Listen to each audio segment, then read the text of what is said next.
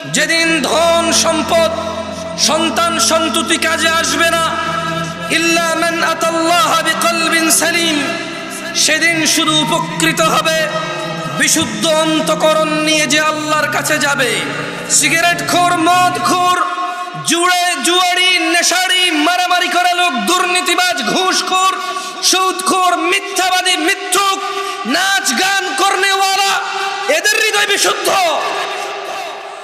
নাকি 5 ওয়াক্ত সালাত আদায়কারী সদা সত্যবাদী আল্লাহ ভীরু এদের হৃদয় বিশুদ্ধ? কার? আল্লাহ বলছেন ইয়াউমা লা ইয়ানফাউ মালুন ওয়ালা বানুন। ও 5 সন্তানের পিতা, ও জজ ব্যারিস্টারের পিতা, ও এমপি মন্ত্রীর পিতা, ও ব্যবসায়ী ধনাঢ্য ধন সম্পদশালীর পিতা, ইয়াউমা লা ইয়ানফা, সেদিন কোন কাজে আসবে না মালুন ওয়ালা বানুন, সম্পদ এবং সন্তান,